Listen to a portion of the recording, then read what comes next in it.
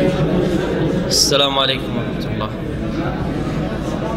أعوذ بالله من الشيطان الرجيم.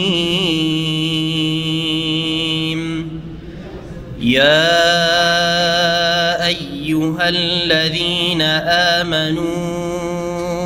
آمنوا بالله ورسوله والكتاب الذي نزل على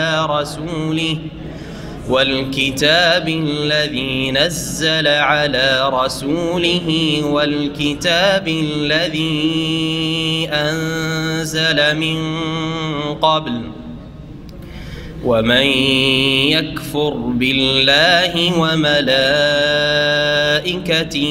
وكتبه ورسله واليوم الآخر فقد ضل ضلالا بعيدا.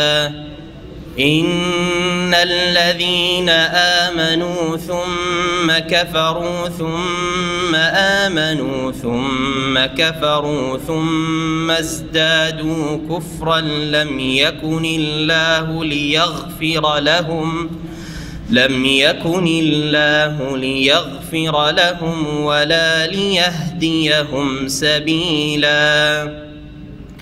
بشر المنافقين بأن لهم عذابا أليما. الذين يتخذون الكافرين أولياء من دون المؤمنين أيبتغون عندهم العزة فإن العزة لله جميعا. وعليكم ورحمة الله وبركاته. إن الحمد لله نحمده ونستعينه ونستغفره ونعوذ بالله من شرور أنفسنا ومن سيئات أعمالنا. من يهده الله فلا مضل له ومن يضلل فلا هادي له. وأشهد أن لا إله إلا الله وحده لا شريك له وأشهد أن محمدا عبده ورسوله صلى الله تعالى عليه وعلى آله وصحبه وسلم تسليما كثيرا. أما بعد، فقد قال الإمام البخاري رحمه الله تعالى: باب دعاؤكم إيمانكم، لقوله تعالى: قل ما يأبأ بكم ربي لولا دعاؤكم. ومعنى الدعاء في اللغة الإيمان. قال حدثنا عبيد الله بن موسى قال أخبرنا حنظلة بن أبي سفيان عن إكرمة بن خالد عن ابن عمر رضي الله عنهما قال قال رسول الله صلى الله عليه وسلم: بني الإسلام على خمس: شهادة أن لا إله إلا الله وأن محمد رسول الله وإقام الصلاة وإيتاء الزكاة والحج وصوم رمضان। আল্লাহ রাব্বুল আলামিনের যাবতীয় প্রশংসা, শুকরিয়া যে রব্বুল আলামিন এই সফরের পরে আবার এই সৌদি আরবে ইসলামী সেন্টার দাম্মামে আপনাদের মাঝে ফিরে আসার তৌফিক দান করেছেন। আলহামদুলিল্লাহ, আপনাদেরকে মোবারকবাদ জানাই। আবার নতুন করে এই শুক্রবারের সহিহ বুখারী দার্সে আমরা যে উপস্থিত হতে পেরেছি, এটা আল্লাহ রাব্বুল আলামিনের বড় নিয়ামত। সৌদি আরবে বসবাস, সৌদি আরবে যারা থাকেন তারা অন্য দেশে না গেলে এই বড় নিয়ামতের কদর বুঝতে পারবেন না। অন্য দেশে গেলে বুঝতে পারবেন যে কত আসমান জমিন পার্থক্য। এখানকার পরিবেশ, এখানকার সমাজ, এখানকার ইসলাম পালন আর অন্য জায়গায় যে অবস্থা বিরাজ করছে তার মাঝে কত পার্থক্য। বলুন আলহামদুলিল্লাহ। তবে মুখে শুধু আলহামদুলিল্লাহ বললে হবে না। সৌদি আরব থেকে যদি সঠিক আকীদাটা না নিয়ে যেতে পারে, ভেজাল মুক্ত ইসলাম থেকে ভেজাল ইসলাম থেকে মুক্ত যদি না হতে পারেন, ভেজাল মুক্ত যদি না হতে পারেন তাহলে কোনো লাভ নেই। সহি শুদ্ধ এবং পূর্ণ ইবাদত, ফরজ ওয়াজিবটা ঠিকঠাক করবেন, 5 ওয়াক্ত নামাজি হয়ে যাবেন এই দেশ থেকে, এটা যদি না পারেন, এখানেও আপনি নামাজে গাফিলতি, তাহলে আপনার মতো হতভাগা মারদুদ কেউ নেই। সৌদি আরবে যে কানা, সে দেশে গিয়েও কানা। ওমান কানা ফি হাযিহি আমা ফাহুয়া ফিল আখিরাতি আমা। এই আয়াতটা আমি অনেক আগে থেকে মদিনার ছাত্র জীবন থেকে পড়ি। আল্লাহ কোরআনে কারিমে বলছেন ওমান কানা ফি হাযিহি আমা ফাহুয়া ফিল আখিরাতি আমা। কেউ যদি দুনিয়াতে অন্ধ থেকে থাকে তাহলে পরকালে সে অন্ধ হয়ে উঠবে। আল্লাহ বলছেন, দুনিয়া এবং আখিরাতের কথা বলেছে। দুনিয়াতে যদি ঈমান, ইসলাম, তৌহিদ, সুন্নাত, ইসলামের ফরজ ওয়াজিব, নেক কাজ থেকে অন্ধ হয়ে পাপের জীবন যাপন করে, ভ্রান্ত আকীদায় বিশ্বাসী হয়, তো দুনিয়াতে সে অন্ধ। আল্লাহ ওকে আমা বলেছেন, বেনামাজি অন্ধ। বদ আকীদা, যাদের ভ্রান্ত আকীদা, তারা অন্ধ, তাদেরকে আল্লাহ আমা বলেছেন। যারা অসৎ চরিত্রের হারাম খায় তারা অন্ধ। ওমান কানা ফি হাযিহি আমা, যারা দুনিয়াতে অন্ধ থাকবে, দ্বীন ইসলামের নূর থেকে, জ্যোতি থেকে, আলো থেকে, ফাহুয়া ফিল আখিরাতি আমা, সে পরকালে অন্ধ হয়ে উঠবে। জি, এটাকে আমি ফিট করি। সৌদি আরবে এসে কেউ যদি আন্ধা হয়ে থেকে যায়, মানে এখানেও কানা হয়ে থেকে গেল, দেখলো না, ভালো কিছু নিয়ে যেতে পারলো না, না তৌহিদ, না সুন্নাত, না 5 ওয়াক্ত নামাজ, না এখান থেকে কোনো নেকি, এখান থেকে হালাল রুজি ও হারাম জীবনযাপন করে আবার বাংলাদেশ, ভারতে, অন্য কোনো দেশে যেখানে যাওয়ার চলে গেল, ফাহুয়া ফিল আখিরাতি আমা। তো সেখানে গিয়ে হেদায়েত নসিব হওয়ার সম্ভাবনা একেবারে কম। নিরাশ হওয়া যাবে না, কারণ আল্লাহ কাকে কখন হেদায়েত করে, কিন্তু সাধারণত হেদায়েত আর নসিব হবে না, সে অন্য জায়গায় গিয়ে অন্ধ থাকবে। তো আল্লাহ যেন আপনাদের এমনটা না করেন, এখান থেকে ভালো কিছু বেশি বেশি নিয়ে যাওয়ার তৌফিক দান করেন। তাওহীদ, সুন্নাত, নামাজের পাবন্দি, এখানে যেভাবে জামাত হচ্ছে, আজান, একামত, এমনকি নামাজও ঘরে ঘরে শোনা যাচ্ছে। আজান একামতের মাঝখানে সময় দেওয়া হচ্ছে, কখন আজান, কখন একামত, কখন কি, সব কিছু জানা। এখানে ইসলাম পালন করা সহজ, আর ইসলামের বিরোধিতা করা কঠিন। আর অন্য দেশে ইসলামের বিরোধিতা করা, পাপ করা সহজ, নেকি করা খুব কঠিন। এ হচ্ছে পার্থক্য সৌদি আরব এবং অন্যান্য দেশের মাঝে, এইটা পার্থক্য। এখানে নেকির কাজ করা সহজ, পাপ করা মুশকিল। আর অন্য দেশে পাপ করা সহজ, নেকি করা মুশকিল। আল্লাহ যেন আমাদের হেফাজত করেন। যে যেখানে মুমিন ভাই বোনের আছে, আল্লাহ যেন হেফাজত করেন। তো কথা লম্বা না করে শুরু করি আমাদের সহিহ বুখারীর দার্স, অধ্যায় নম্বর 2, হাদিস নম্বর 8। ইমাম বুখারী রাহিমাহুল্লাহ বলছেন, আমাদের পর্ব চলছে ঈমান সম্পর্কে। আপনাদের মনে আছে যে দুটো আলোচনা হয়েছে ঈমানের ওপর, বা কিতাবুল ঈমান থেকে দুটো আলোচনা হয়েছে। তৃতীয় আলোচনা আজকে কিতাবুল ঈমানের অধ্যায় নম্বর 2-এ ইমাম বুখারী রাহিমাহুল্লাহ বলছেন বাবুন, মানে হাজা বাবুন, এটি হচ্ছে একটি অধ্যায়। এই অধ্যায় কি আছে বলছেন, দোয়া হুকুম ঈমান হুকুম, তোমাদের দোয়া মানে তোমাদের ঈমান। দোয়া মানে হচ্ছে ঈমান। দোয়ার তাফসীর করছেন যেটি সূরা ফুরকানের আয়াত নম্বর 77-এ উল্লিখিত হয়েছে। মহান আল্লাহ ইরশাদ করছেন, তারপরে সে আয়াতটি উল্লেখ করেছে কাউলিহি তাআলা, কারণ মহান আল্লাহ ইরশাদ করেছেন, কুল মা ইয়াবাউ বিকুম রব্বি, হে নবী তুমি বলে দাও যে আমার রব তোমাদের কোনো পরোয়া করেন না বা পরোয়া করবেন না। কুল মা ইয়াবাউ বিকুম রব্বি, আমার রব, আমার পালনকর্তা তোমাদের কোনো পরোয়া করেন না। তোমরা ভালো হইলেই আল্লাহর কি লাভ করে দিলে, আর তোমরা মন্দ হয়ে গেলে, পাপ করলেই আল্লাহর কি ক্ষতি করলে, আল্লাহর কি বিগড়ে দিলে, কোনো পরোয়া করেন না। মা ইয়াবাউ বিকুম রব্বি, সারা পৃথিবীর সমস্ত মানুষ যদি সেজদায় পড়ে থাকে, তো আল্লাহর সার্বভৌমত্ব আর মালিকানায় সামান্য কিছু এগিয়ে দিতে পারবে না। আর সারা পৃথিবী যদি এক হয়ে যায় কুফরির ওপর, আল্লাহ দ্রোহিতার ওপর, তাতে মা নাকাসা যালিকা মিন মুলকি শাইআ, আল্লাহর রাজত্বে, আল্লাহর সার্বভৌমত্বে, আল্লাহ মালিকায় সামান্য কিছু কমাতে পারবে না। সুতরাং এটি একটি হাদিস যেদিকে ইঙ্গিত করলাম। আল্লাহ কি বলছেন, মা ইয়াবাউ বিকুম রব্বি, নবী বলে দাও যে আমার রব তোমাদের পরোয়া করেন না। কি বিষয়, লাউলা দুআউকুম, তোমরা যদি তাকে না ডাকো। এই দোয়া হুকুমের কয়েকটি তাফসীর করা হয়েছে, একটি তাফসীরের তর্জমা করলাম। দোয়া মানে ডাকা, আহ্বান করা। দোয়া মানে দোয়া করা, দোয়া করা মানে আহ্বান করা। তোমরা যদি রবকে না ডাকো, রবের কাছে দোয়া না করো, রবকে আহ্বান না করো, তো মা ইয়া বাউ বেকুম রব্বি, আমার রব কোনো পরোয়া করেন না। তোমরা ডাকলেই বা কি আর না ডাকলেই বা কি? চাইলে আল্লাহর কোনো লাভ আছে? তোমাদেরই লাভ আছে। না চাইলে তোমাদেরই ক্ষতি আছে।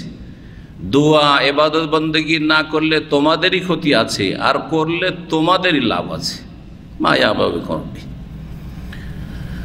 ফাকাদ কাযযাবতুম, কিন্তু তোমরা মিথ্যা প্রতিপন্ন করেছো। তোমরা আম্বিয়া রাসূলগণের দাওয়াতকে, দ্বীন ইসলামকে মিথ্যা জ্ঞান করেছো, বিশ্বাস করোনি, অস্বীকার করেছো। ফাসাউফা ইয়াকুনু লিজামা, সুতরাং আযাব তোমাদের জন্য আবশ্যক হয়ে পড়বে, আযাব তোমাদেরকে পাকড়াও করবেই। ফাসাউফা ইয়াকুনু লিজামা। এই ছিল আয়াত, একটি তাফসীর করলাম। বাবুন, এই হচ্ছে অধ্যায়। এটা সহিহ বুখারীর একটি নুসখায় রয়েছে।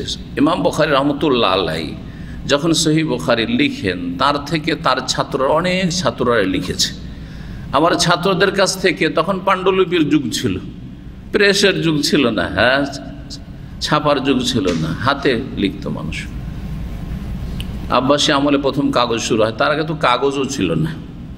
মানুষ গাছের বাকলে লিখত, গাছের বাকলে, ছালে লিখত, পাথরে। এত বন্ধ করা, আনাকুম জানাকুম কি করছে। ওখানে একজন একটু বসেন তো, আল্লাহর রাস্তে দরজাটা খুলে বসেন, এই দরজাটা এই সেরে বসেন, দরজাটাকে ধরে বসেন একজন,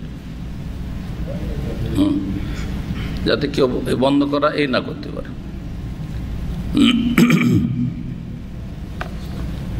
আল্লাহ হিদায়াত করে পরে আসা লোকদেরকে।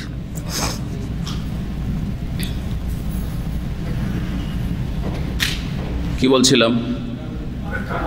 জি, এক সময় গাছের বাকলে, ছালে লেখা হইতো চামড়ায়, লেখা হইতো পাথরে। জি, আলহামদুলিল্লাহ। তারপরে কাগজ আসলো, আব্বাসী খেলাফতের যুগে প্রথম কাগজ শুরু হলো বাগদাদ থেকে। সুবহানাল্লাহ, বাগদাদের সভ্যতা হচ্ছে প্রাচীন সভ্যতা, মুসলিমদের ইসলামিক সভ্যতা। আর তারপরে কাগজে লেখা শুরু হলো, কিন্তু প্রেস ছিল না, হাতে লেখা হইতো, পাণ্ডুলিপি, মখতুতা। তো এতে লেখাতে অনেক সময় পার্থক্য হয়েছে, কিছু কিছু জায়গায় পার্থক্য হয়ে গেছে। হাদিসে আগে পরে হওয়া সম্ভাবনা রয়েছে, কোন একটা হাদিস লিখতে গিয়ে ছুটে যাওয়ার সম্ভাবনা আছে, কম বেশি হতে পারে। তারপরে কোনো জায়গায় অধ্যায় আছে নেই, কেউ হয়তো বাব লিখেছে, কেউ লেখেনি, এরকমটাও হয়েছে। জি, তো এইগুলো এক একজনের লেখাটাকে এক একটা নুসখা বলা হয়। বেশ কিছু নুসখা রয়েছে সহিহ বুখারীর পাণ্ডুলিপির নুসখা, কপি। তো কোনো এক কপি তো রয়েছে বাবুন, মানে একটি অধ্যায়, তার মানে এটি দ্বিতীয় নম্বর অধ্যায়। কিন্তু অন্যান্য বেশ কিছু নুসখা বা কপি রয়েছে সহিহ বুখারী পাণ্ডুলিপির, যেগুলোতে বাবুন শব্দটি নেই। বাবুন শব্দ নেই। যখন বাবুন নেই, তাহলে দোয়া হুকুম ঈমান হুকুম, এই কথাটির সম্পর্ক গত আলোচনার সাথে। গত আলোচনায় কি ছিল শেষখানে? ওয়াকালা ইবনু আব্বাস রাদিয়াল্লাহু আনহুমা, ইবনে আব্বাস রাদিয়াল্লাহু তাআলা আনহুমা বলেছেন, শিরআতান ওয়া মিনহাজা। সূরা মায়েদার আয়াত নম্বর 48-এর তাফসীর করতে গিয়ে বলেছেন, যে আয়াতে রয়েছে লিকুল্লিন জাআলনা মিনকুম শিরআতান ওয়া মিনহাজা, তোমাদের প্রত্যেকের জন্য শরীয়ত এবং আদর্শ পথ আমি প্রণয়ন করেছি, নাজেল করেছি। আল্লাহ বলছেন প্রত্যেক উম্মতকে আল্লাহ শরীয়ত দিয়েছেন, যাতে বিধিবিধান রয়েছে, হুকুম আহকাম, মিনহাজ একটা আদর্শ রয়েছে, সেই আদর্শের পথিক হইতে হবে বা সেই আদর্শ গ্রহণ করতে হবে। এর তফসির করতে গিয়ে শিরআতুন এবং মিনহাজের তফসির করতে গিয়ে ইবনে আব্বাস রাদিয়াল্লাহু তাআলা আনহু সাহাবায়ে কেরামদের মধ্যে সবচেয়ে বড় মুফাসসির, হাবরুল উম্মাহ, এই উম্মতের সবচেয়ে বড় ইমাম আলেম, তিনি বলছেন সাবিলান ওয়া সুন্নাতান। তাফসিরে বলেছিলাম যে এই তফসির করতে গিয়ে শব্দের আগে পরে করেছেন। শিরআতুনের তফসির হচ্ছে সুন্নাহ, আর মিনহাজ হচ্ছে সাবিল। মিনহাজ মানে রাস্তা, পথ, আদর্শ পথ আর কি, মতাদর্শ। আর শিরআতুন মানে সুন্নাহ মানে তরিকা, রাসূলুল্লাহ সাল্লাল্লাহু আলাইহি সাল্লামের তরিকা হচ্ছে আমাদের জন্য। অন্যান্য নবীদের আদর্শ পথ ছিল, সেই উম্মতগুলির জন্য ছিল। মৌলিক বিষয়গুলি এক ছিল, কিন্তু খুঁটিনাটি বিভিন্ন শাখা প্রশাখা মাসাইল প্রত্যেক উম্মতের পৃথক পৃথক ছিল। লিকুল্লিন জাআলনা মিনকুম শিরআতাম মিনহাজা। তাহলে এই আয়াতের তাফসীর হয়ে গেল। তারপরে এখানে বাব টাব নাই, কি আছে? দুআউকুম ঈমানুকুম, তোমাদের দোয়া মানে হচ্ছে তোমাদের ঈমান। এটি কার উক্তি? তাহলে আব্দুল্লাহ বিন আব্বাস রাদিয়াল্লাহু তাআলা আনহুমার উক্তি, তিনি তাফসীর করছেন। একটি আয়াতের তাফসীর হলো সূরা মায়েদার, তারপরে সূরা ফুরকানের আয়াত নম্বর ৭৭ তাফসীর করছেন। দুআউকুম ঈমানুকুম, আল্লাহ যে কোরআনে বলেছেন তোমাদের দোয়া মানে তোমাদের ঈমান। তাহলে আব্দুল্লাহ বিন আব্বাস রাদিয়াল্লাহু তাআলা আনহুমার মতে এখানে দোয়া মানে দোয়া নয়, যে দোয়া হচ্ছে আর দোয়া হল ইবাদত। দোয়া হচ্ছে একটি গুরুত্বপূর্ণ ইবাদত বা মুখ্য ইবাদত, যেমন সহিহ মুসলিমের হাদিসে রয়েছে, তিরমিজিতে রয়েছে আর দোয়া মুখ্যুল ইবাদত। দোয়া হচ্ছে ইবাদতের মগজ, যদিও হাদিসের সনদের দিক থেকে দুর্বল। আর সহি হচ্ছে আর দোয়া ও হুয়াল ইবাদত, দোয়া এটাই হচ্ছে আসল ইবাদত, মূল ইবাদত। সমস্ত ইবাদত বন্দেগীর উদ্দেশ্য হচ্ছে আল্লাহকে ডাকা, আল্লাহকে স্মরণ করা, তার প্রতি বিশ্বাস রেখে। তো দোয়ার তাফসীর তাহলে একটা হয়ে গেল দোয়া, যেটা আগে বললাম। আর ইবনে আব্বাস রাদিয়াল্লাহু তাআলা তাফসীর করতে কি বলছেন? দোয়া মানে হচ্ছে ঈমান। দোয়া মানে কি? ঈমান, বিশ্বাস। জি হ্যাঁ, ভাব অর্থ এগুলি। জি, দোয়ার মানে হচ্ছে ঈমান, বিশ্বাস এবং স্বীকৃতি। দোয়ার ঈমান মানে বলেছিলাম এর আগে আলোচনায়, একদল বলছে ঈমান মানে শুধু বিশ্বাস আর তাসদিক, শাব্দিক অর্থ আর কি, শাব্দিক অর্থ, আবিধানিক অর্থ। আরেক দল বলছেন না, বিশ্বাসের সাথে স্বীকৃতি, স্বীকার, ইকরার ও ইজাম, যেমন ইবনে তাইমিয়া রাহিমাহুল্লাহ বলেছেন। তো এটাই বেশি সূক্ষ্ম, কারণ শুধু বিশ্বাস করলে হয় না, বিশ্বাসের সাথে যদি স্বীকৃতি না দান করেন তাহলে আপনি মুমিন না, ঈমান হলো না আপনার। জি, তো দোয়া মানে তাহলে দ্বিতীয় হয়ে গেল কি? ঈমান, বিশ্বাস। তাহলে এখানে আয়াতের তাফসীর কি হয়ে যাবে এখন? কুল মা ইয়াবুকুম রব্বি, হে নবী তুমি বলে দাও যে তোমাদের রব, তোমাদের পালনকর্তা আল্লাহ রাব্বুল আলামিন কোনো পরোয়া করেন না তোমাদের। লাউলা দুআউকুম মানে লাউলা ঈমানুকুম, তোমরা যদি ঈমান না নিয়ে আসো, তোমাদের ঈমান যদি নাও থাকে, তা আল্লাহ কি পরোয়া করেন তোমাদের? কি পরোয়া করেন? কোন বললে ধ্বংস, কোন বলে সৃষ্টি করেছেন? হ্যাঁ জি, আল্লাহ তো এহসান করেছেন আপনার ওপর, আমার ওপর, যে আমাকে আপনাকে বনু আদম করেছেন, আদম সন্তান করেছেন, মানুষ রূপে সৃষ্টি করেছেন, ঈমান ইসলামের তৌফিক দিয়েছেন, মুসলিম ঘরে পয়দা করেছেন। সমস্ত এহসান আল্লাহ রাব্বুল আলামিনের। ইয়ামুন্নুনা আলাইকা আন আসলামু, হে নবী তোমার কাছে লোকেরা এসে এহসানের কথা উল্লেখ করে, খোঁটা দেয় যে আমরা তো খুব ইয়া রাসূলুল্লাহ আপনার পাশে দাঁড়িয়েছি, আপনার প্রতি ঈমান নিয়ে এসেছি, আমরা ইসলাম কবুল করেছি, কি বড় এহসান করেছ। ইয়ামুন্নুনা আলাইকা আন আসলামু, হে নবী তোমার কাছে এসে এহসান জিতলায়, অর্থাৎ খোঁটা দিয়ে থাকে, বলে থাকে যে বড় অনুগ্রহ করেছে, অনুগ্রহ প্রকাশ করে যে ইয়া রাসূলুল্লাহ আমরা তো আপনার এত হিতাকাঙ্ক্ষী, অন্যরা তো নয়। আনা আসলাম কুল্লা তামুন্নু আলাই ইসলামাকুম, আল্লাহ বলছেন যে নবী বলে দাও ওদেরকে যে তোমরা তোমাদের ঈমান ইসলামের এহসানের কথা উল্লেখ করিও না, এই বলে খোঁটা দিও না, এটা তোমাদের কোনো এহসান হয়নি। বালিল্লাহু ইয়ামুন্নু আলাইকুম, বরং আল্লাহ তোমাদের উপর অনুগ্রহ এহসান করেছেন। আন হাদাকুম লিল ঈমান, যে তোমাদেরকে ঈমানের দিকে হেদায়েত করেছেন, তোমাদের অন্তরটাকে ঈমান ইসলামের দিকে না ফিরালে তোমাদের ঘর থেকে নাস্তিক বেরিয়ে চলে যাচ্ছে, তোমাদের সমাজ থেকে বেদিন বেরিয়ে চলে যাচ্ছে, তোমাদের মায়ের পেটের ভাই কাফের হয়ে চলে যাচ্ছে, তোমাদের মায়ের পেটের ভাই হারামে ডুবে যাচ্ছে। তোমাকে আল্লাহ এহসান করেছেন, আর কি দিয়ে এহসান করেছো তুমি? ওয়ালিল্লাহু ইয়ামুন্নু আলাইকুম আন হাদাকুল ঈমান ইন কুনতুম সাদিকিন। আল্লাহু আকবার। তো কি বলছিলাম, দোয়া মানে হচ্ছে তাহলে দোয়া না হয় ঈমান, দুটোই। এখানে দোয়ার মানে ঈমান হয়, এই কথা প্রমাণ করতে চাইলেন ইমাম বুখারী রাহমাতুল্লাহ। এই বলে কি বলতে চাইছেন ইমাম বুখারী রাহমাতুল্লাহ? বলতে চাইছেন যে দোয়া একটি আমল, হ্যাঁ দোয়া একটি আমল, আর দোয়া বলে আল্লাহ ঈমান উদ্দেশ্য করেছেন। লাউলা দুআকুম মানে লাউলা ঈমানুকুম, তাহলে বোঝা গেল যে ঈমানের অন্তর্ভুক্ত হচ্ছে দোয়া। ইমান অন্তর্ভুক্ত হচ্ছে দোয়া। ইমানের মধ্যে যখন শামিল দোয়া, আর দোয়া হচ্ছে আমল, তাহলে আমলটা ইমানের অন্তর্ভুক্ত, আমল ইমান থেকে ভিন্ন নয়। এটা বলে খণ্ডন করতে চাইলেন, রদ করতে চাইলেন, জবাব দিতে চাইলেন মুরজিয়াদের। সে মুরজিয়াতুল আকিদা, আকিদার মুরজিয়া হোক, অথবা মুরজিয়াতুল ফোকাহা, ফিকহের মুরজিয়া হোক, যারা আমলের গুরুত্বকে লেস হালকা করে দিচ্ছে, যাদের কাছে আমলের গুরুত্ব নেই, একেবারে নেই, আর না হলে কিছু আছে। এইরকম মুসলিম সমাজের যারা আমলে অনেক ত্রুটি রাখে আর ইমান ইসলামের দাবি করে জান্নাতে যাওয়ার আশা করে বসে আছে, তাদের খণ্ডন। আমল ছাড়া ইমান সম্পূর্ণ হয় না, আমল ছাড়া ইমান সম্পূর্ণ হয় না। ইমানের মৌলিক বিষয় যদি একটা গাছের শেকড় হয়, জড় হয়, কাণ্ড হয়, তাহলে আমলগুলি হচ্ছে ডালপালা, শাখা প্রশাখা আর পাতা।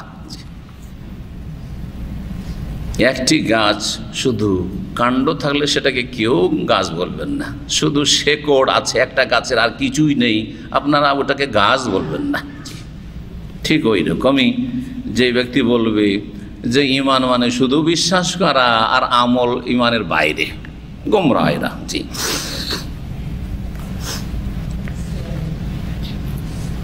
তৃতীয় তাফসীর দোয়ার করা হয়েছে, দোয়া মানে হচ্ছে ডাকা। দোয়ার শব্দের অর্থ কি? ডাকা, আহ্বান করা। তো আম্বিয়া রসুলগণ মানব জাতিকে আহ্বান করেছেন না, দাওয়াত দিয়েছেন না? তো এটা দাওয়া ইলাল্লাহ, আল্লাহর দিকে আহ্বান। তাহলে তাফসীর অন্যরকম হয়ে যাবে। কুল মা ইয়াবাউ বিকুম রব্বি, হে নবী বলে দাও যে আমার রব তোমাদের কোনো পরোয়াই করেন না, পরোয়াই করেন না, বাবা পরোয়াই করবেন না। লাউলা দুআউকুম, তোমাদেরকে আম্বিয়া রসুলগণের মাধ্যমে হকের দিকে আহ্বান যদি না করা হতো। হকের দিকে আহ্বান করা হয়েছে, কিন্তু তোমরা ফাকাদ কাযযাবতুম, আম্বিয়া রসুলগণকে মিথ্যা জ্ঞান করেছ, অস্বীকার করেছ, তাদের কথা অবিশ্বাস করেছ, মিথ্যা মনে করেছ। ফাসাউফা ইয়াকুনু লিজামা, সুতরাং অবশ্যই তোমাদের ওপর আযাব আপতিত হবে। আল্লাহু আ'লাম। এই তিন রকম ইবনে হাজার রহমতুল্লাহ আলাইহি ফাথুল বারীতে সহিহ বুখারীর ভাষ্যে এই দোয়া হুকুমের তিনটি তাফসীর করেছে। রসুলদের দাওয়াত, দোয়া মানে আল্লাহর কাছে দোয়া করা, বান্দার দোয়া, ইবাদত যেটি আমল, আর দোয়া মানে হচ্ছে ইবনে আব্বাস রাদিয়াল্লাহু তাআলা আনহুর তাফসীর হচ্ছে ঈমান। তাই বলছেন তারপরে অমানাদ দোয়া ফিল লুগাত আল ঈমান, আবিধানিক অর্থ দোয়ার হচ্ছে ঈমান। আসলে জি, দোয়া মানে হচ্ছে ঈমান। জি, তারপরে আমরা হাদিস আসি। সরাসরি সাহাবী আব্দুল্লাহ বিন উমর রাদিয়াল্লাহু তাআলা আনহুমা বলছেন যে কালা রাসূলুল্লাহ সাল্লাল্লাহু আলাইহি ওয়াসাল্লাম, রাসূলুল্লাহ সাল্লাল্লাহু আলাইহি ওয়াসাল্লাম বলেছেন বুনিয়াল ইসলাম আলা খামসিন, ইসলামের ভিত্তি স্থাপিত হয়েছে পাঁচটি বিষয়ের ওপর। পাঁচটি বিষয়ের ওপর। প্রথম হচ্ছে শাহাদাতে আল্লাহ ইলাহা ইল্লাল্লাহ, লা ইলাহা ইল্লাল্লাহর শাহাদাত প্রদান করা। ওয়া আন্না মুহাম্মাদার রাসূলুল্লাহ, আর মুহাম্মদ সাল্লাল্লাহু আলাইহি ওয়াসাল্লাম আল্লাহর রাসূল, এই কথার সাক্ষ্য প্রদান করা। এগুলোকে কি বলা হয়? এগুলো কি বলা হয়? ইসলামের খুঁটি বা স্তম্ভ বলা হয়, আরকানে ইসলাম। হ্যাঁ, ইসলামের পিলার বা স্তম্ভ বা খুঁটি বলা হয়। তো আরকানে ইসলাম কয়টি? পাঁচটি। এর দলিল হচ্ছে রাসূলুল্লাহ সাল্লাল্লাহু আলাইহি ওয়াসাল্লামের এই প্রসিদ্ধ হাদিস। জি হ্যাঁ, প্রথম হচ্ছে কি? হ্যাঁ, দুটি বাক্যের শাহাদাত বা সাক্ষ্য প্রদান করা। হয় বলবেন কালেমা তাইয়্যিবার সাক্ষ্য প্রদান করা, শুধু কালেমা বলবেন না, এটা দেশীয় কথা, এটা ইসলামিক কথা নয়। বলবেন যে কালেমা তাইয়্যিবার সাক্ষ্য প্রদান করা, আর কালেমা তাইয়্যিবাতে দুটো বাক্য আছে, ঠিক আছে? আর না হলে বলবেন যে দুটো কথার সাক্ষ্য প্রদান করা। একটা কথা হচ্ছে লা ইলাহা ইল্লাল্লাহ, আল্লাহ ছাড়া কোনো সত্য উপাস্য নেই, এ কথার সাক্ষী দেবেন আপনি। আর মুহাম্মাদুন রাসূলুল্লাহ, মুহাম্মদ সাল্লাল্লাহু আলাইহি ওয়াসাল্লাম আল্লাহর প্রেরিত রাসূল, এ কথার সাক্ষ্য প্রদান করবেন। জি হ্যাঁ, সেটা আপনি আশহাদু আল্লা ইলাহা ইল্লাল্লাহ ওয়া আশহাদু আন্না মুহাম্মাদার রাসূলুল্লাহ বলে বলেন, বা আশহাদু আল্লা ইলাহা ইল্লাল্লাহ ওয়া আশহাদু আন্না মুহাম্মাদান আবদুহু ওয়া রাসূলুহুই বলেন, আর সেটা লা ইলাহা ইল্লাল্লাহ মুহাম্মাদুর রাসূলুল্লাহ বলেন, আপনি উজ্জ্ব করে বলেন, সবটাই জায়েজ। এই ক্ষেত্রে ভারত বাংলাদেশে কিছু চরমপন্থী আছে, বেশি চরমপন্থী থেকে সাবধান। যারা এরকম চরমপন্থী তারা খুব বেশি চরমপন্থী। আর তাদের আসলে জ্ঞানটা অত্যন্ত সীমিত, সহি আকিদার দাবিদার, কিন্তু সহি আকিদাকে সংরক্ষণ করতে পারেনি। সহি আকিদা বড় বড় আলামা আইম্মা থেকে নিতে পারে, শিখতে পারেনি। এরা পড়াশোনা কম করে, এলেম কম রেখে কথা বেশি বলে, যার ফলে এই গুমরাহির শিকার। লা ইলাহা ইল্লাল্লাহ মুহাম্মাদুর রাসূলুল্লাহ কালেমা বলা যাবে না, শুনেছেন এরকম কথা? শিরক হয়ে যাবে। জাহেল যেই কথা বলবে, জাহেল। লা ইলাহা ইল্লাল্লাহ আলাদা একটা জুমলা, জুমলা তাম্মা, পূর্ণ একটি বাক্য। আর মুহাম্মদুর রাসূলুল্লাহ, মুহাম্মদুর মুবতাদা, রাসূলুল্লাহ, রাসূল মোজাফ, আল্লাহ মোজাফ এলে আর একটা জুমলা। ছি, আমরা কত কথা উজ্জ করে বলছি, বলি না? কি খাবেন?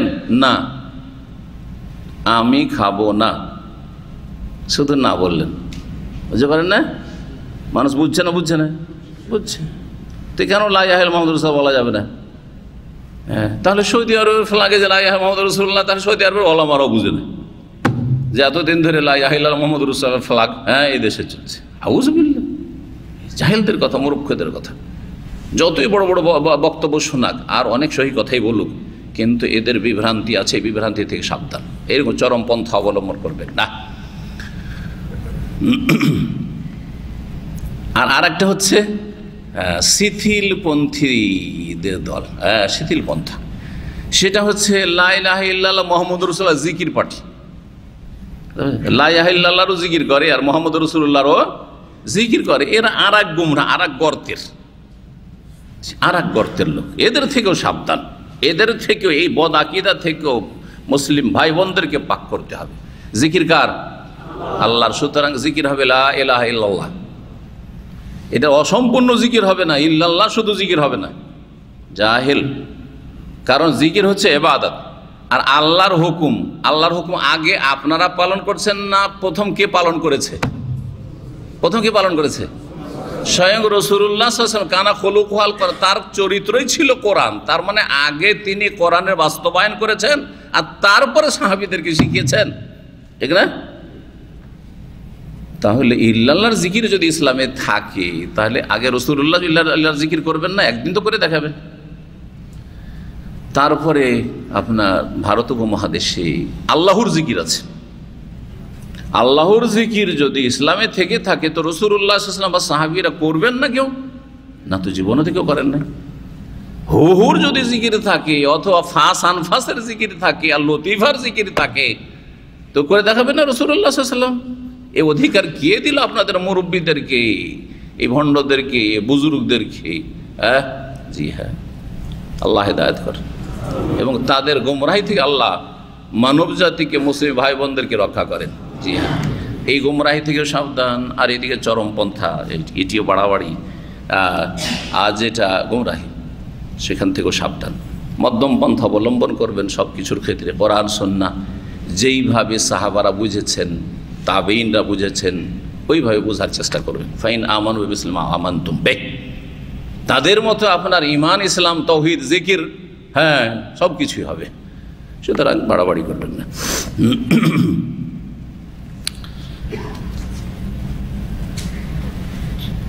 কি বলছিলাম? আরকান ইসলামের প্রথম হচ্ছে, তাহলে কি বলবেন? দুটো কথার সাক্ষ্য দেওয়া বা কালেমা তাইয়্যিবার সাক্ষ্য প্রদান করা, লা ইলাহা ইল্লাল্লাহ আর মুহাম্মাদুর শাহাদাত দান করা।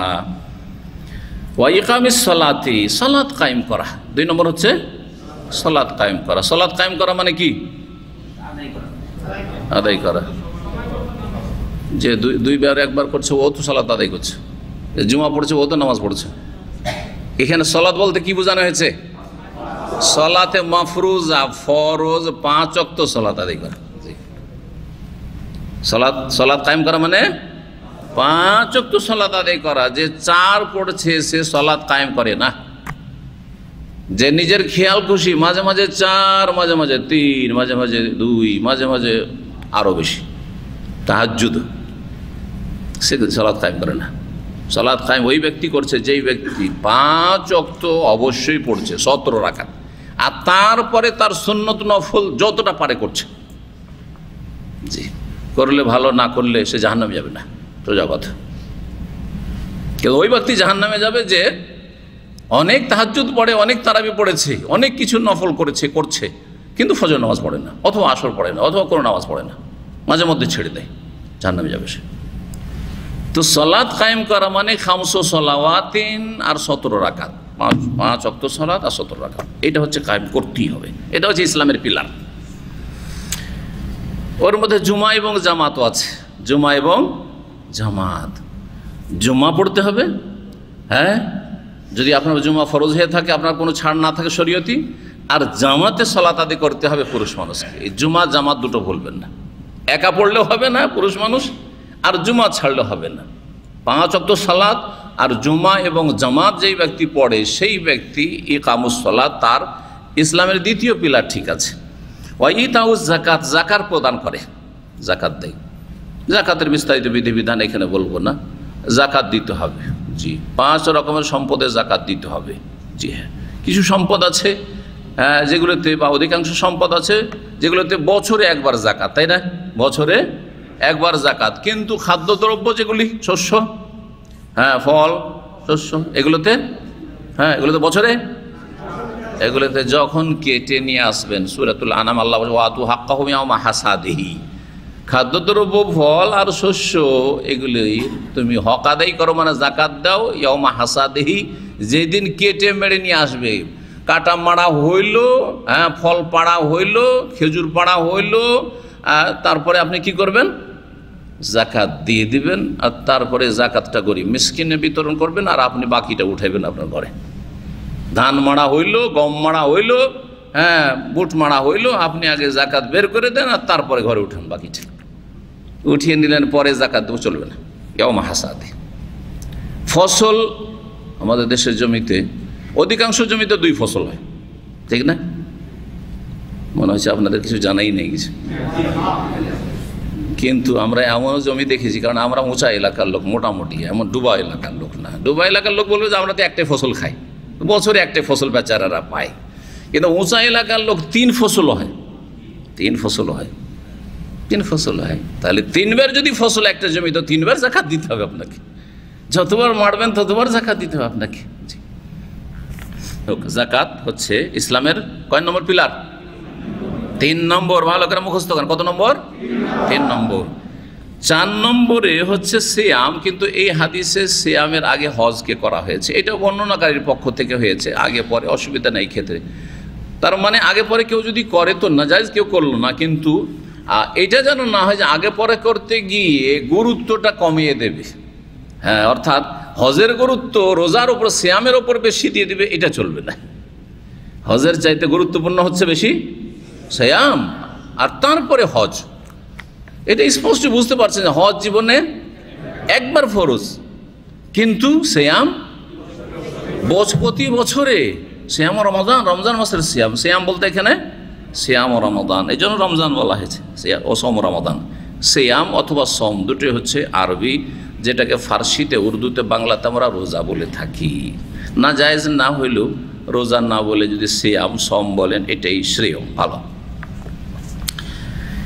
এই হাদিস ইমাম বুখারী রাহিমাহুল্লাহ নিয়ে আসলেন ইমানের অধ্যায়গুলিতে, নিয়ে এসে কি বুঝাইতে চাইছেন?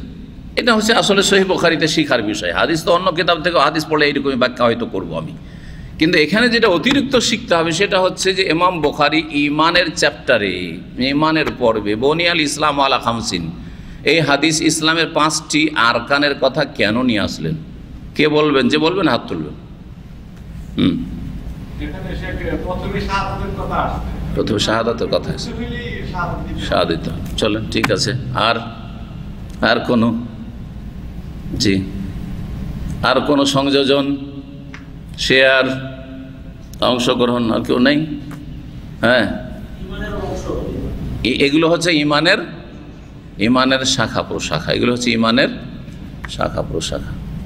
এর চাইতে আরও বেশি অতিরিক্ত কথা বুঝাইতে চেয়েছেন, যেটা আসলে খণ্ডন করতে চেয়েছেন গোমরাহ ফিরকাদের, এটা বলতে হবে। যেসব গোমরাহ ফিরকাদের কথা আলোচনা করেছে তার মধ্যে একটা হচ্ছে খারিজি ফিরকা, খাওয়ারিজ, আর একটা মুতাজিলা, আর একটা হচ্ছে মুরজিয়া, হ্যাঁ কাররামিয়া, এগুলোর কথা আলোচনা করেছি। কিন্তু ইমানের ক্ষেত্রে যেগুলো গোমরাহ হয়েছে ফিরকা, আর একটা হচ্ছে আহলে সুন্নাত ওয়াল জামাত। তো মুরজিয়াদের কাছে আমল ইমানের অন্তর্ভুক্ত নয়, আমল ইমানের অন্তর্ভুক্ত নয়, আমল বাইরে, আমল বাইরের। আমল কেউ না করলেও সে মুসলিম থাকবে, মুমিন থাকবে। এটা হচ্ছে মুরজিয়া গুমরাহদের আকীদা। আজকাল বর্তমান যেসব মুসলিমরা নামাজ পড়েন না আর ইমান ইসলামের দাবিদার, তারাও কিন্তু মুরজিয়া। আমি তাদেরকে মুরজিয়াই বলি। এরা হচ্ছে নব্য মুরজিয়া। আমল নাই, হারামে ডুবে আছে, আর মনে হচ্ছে আমি তো মুসলিম, একদিন তো জান্নাত পাবো। বুঝা গেছে? এরা মুরজিয়া। আসলে পুরোনো যুগের মুরজিয়া, তারা পড়াশোনা করে মুরজিয়া ছিল, আর এরা হলো মূর্খ জাহেল মুরজিয়া। জি, তো কি বলছিলাম?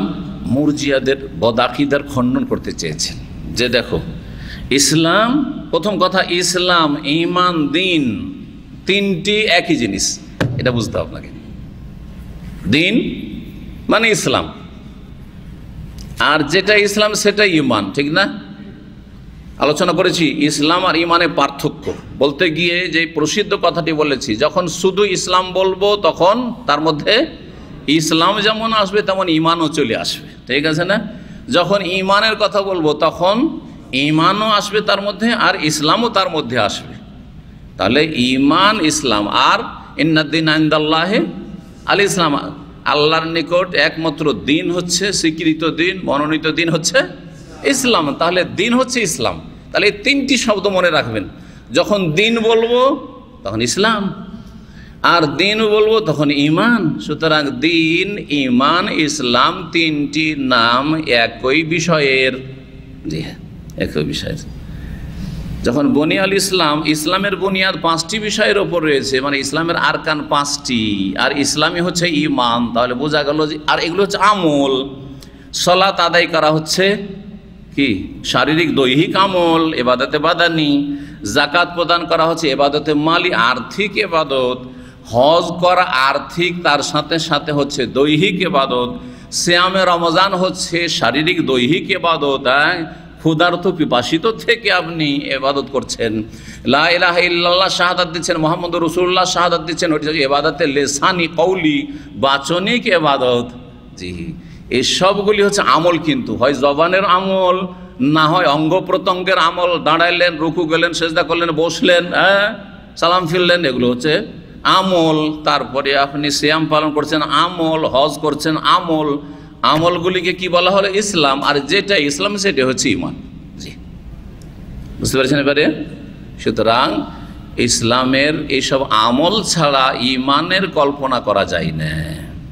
জি হ্যাঁ, আমল অবশ্যই লাগবে, কিন্তু আমলে ঘাটতি হইলে ঈমান পুরোপুরি নষ্ট হয়ে যায় না, যেটা খারেজিদের মতবাদ।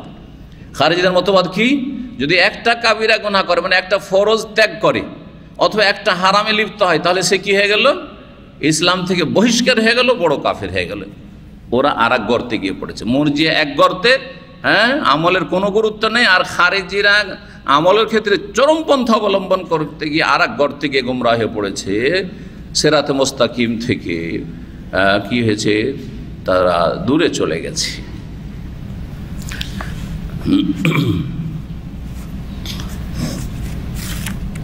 চলেন তারপরে আরেকটি অধ্যায়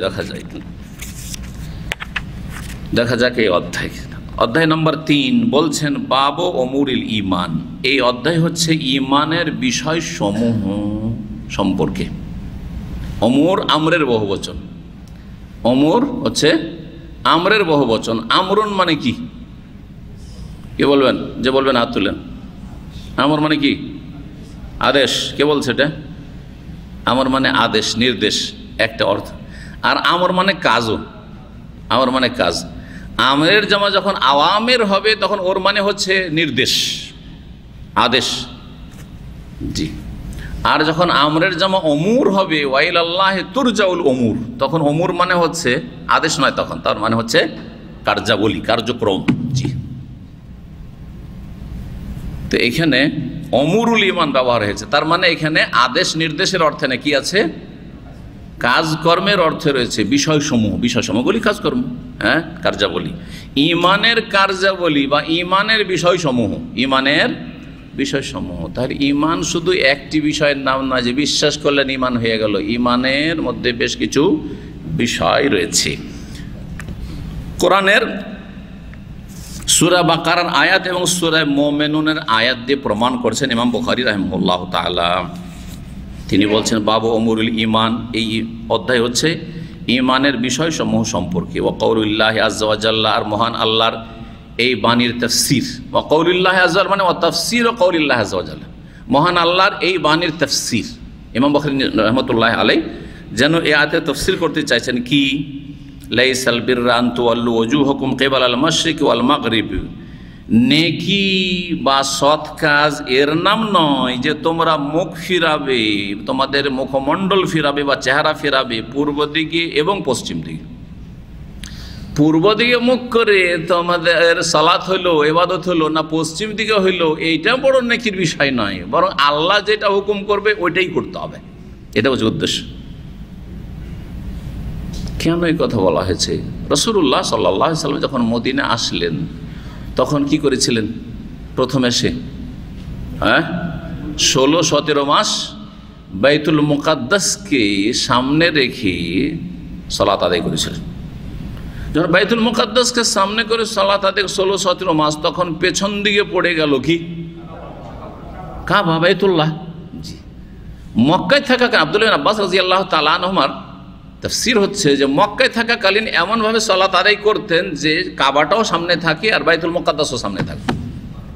তাহলে রুকনে ইয়ামানির দিক থেকে যদি সালাত আদায়, রুকনে ইয়ামানি আর হাজরে আসওয়াদ ওই দিকটা থেকে যদি সালাত আদায় করা যায়, কাবা সামনে রেখে, তো কাবাও সামনে থাকবে আর কি সামনে থাকবে?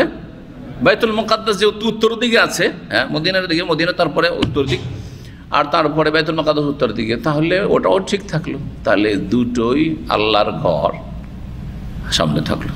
এইভাবে মদিনা আসার পরে এটা তো অসম্ভব হয়ে পড়লো। যদি বাইতুল মুকাদ্দাস সামনে করা যাচ্ছে তো কাবা পেছনে, আর কাবা সামনে করা যাচ্ছে বাইতুল মুকাদ্দাস পিছনে।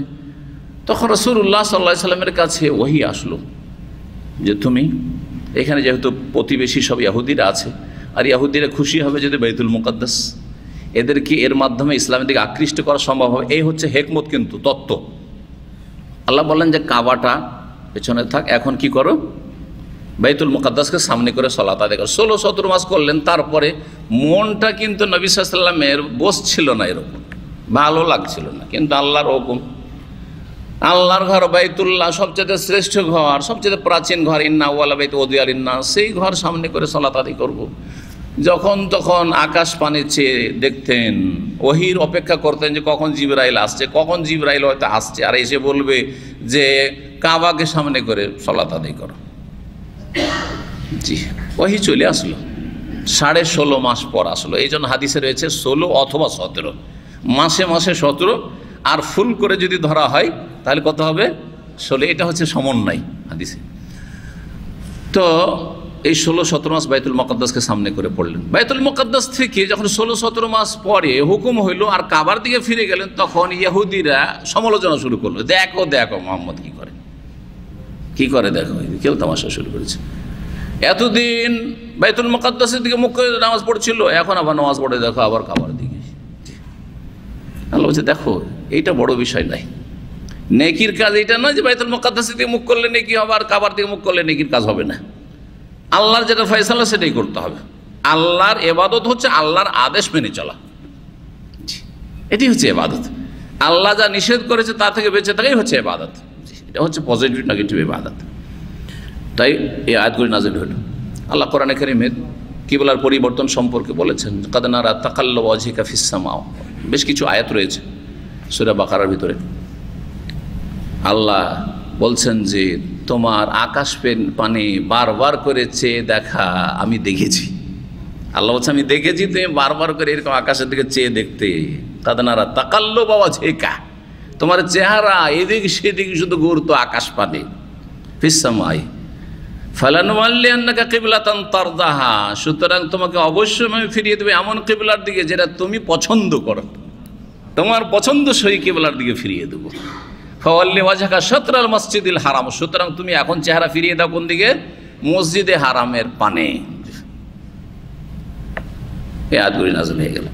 তো এখানে আল্লাহ ওই কথা বলছেন, তাদের সমালোচনা আর খণ্ডন করে, লাইসাল বিররা, নেকির কাজ বা সওয়াবের কাজ, পুণ্যের কাজ এই নয় জান তুওয়াল্লু ওজুহাকুম, তোমরা তোমাদের মুখমণ্ডল ফিরালে পূর্ব দিকে নাকি পশ্চিম দিকে, এইটা বড় গুরুত্বপূর্ণ বিষয় নয়। ওয়ালাকিন্নাল বিররা, কিন্তু আসল নেকির কাজ হচ্ছে এই লোকগুলির কাজ, এই লোকগুলির কাজ, এই শ্রেণীর লোকেরা যে এই কাজগুলি করে, এগুলি হচ্ছে নেকির কাজ, এগুলি হচ্ছে পুণ্যের কাজ, সওয়াবের কাজ। কি? মান আমানা বিল্লাহ, যারা আল্লাহর প্রতি ঈমান নিয়ে আসে, ওয়াল ইয়াউমিল আখিরে, পরকালের প্রতি বিশ্বাস করে, ওয়াল মালায়েকাত, ফেরেশতার প্রতি বিশ্বাস করে, ওয়াল কিতাব, কিতাবের প্রতি, আসমানি কিতাবের প্রতি বিশ্বাস করে, ওয়ান নবিয়িন, নবীগণের প্রতি বিশ্বাস করে। তাহলে এখানে ঈমানের কয়টি স্তম্ভ উল্লেখ করা হইল? ঈমানের 5টি উল্লেখ করা হয়েছে, তাই না?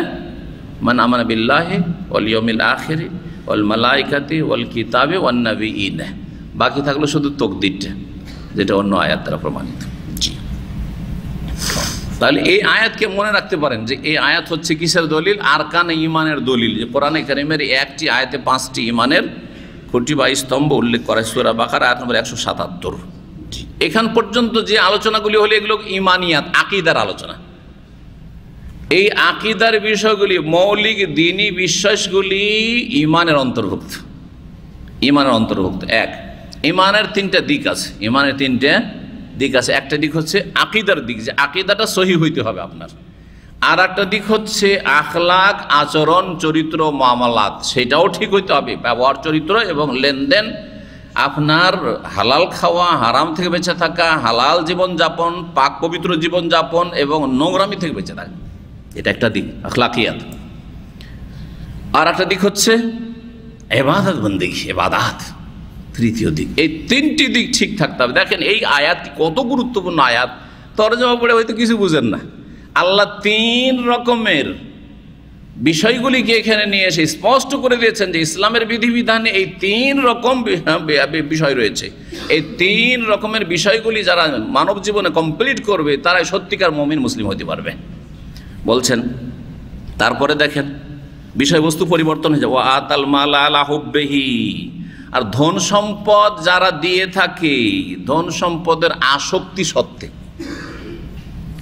ধন সম্পদের আসক্তি, ভালোবাসা সবার আছে, কম বেশি সবার আছে, কারো বেশি কারো কম আছে।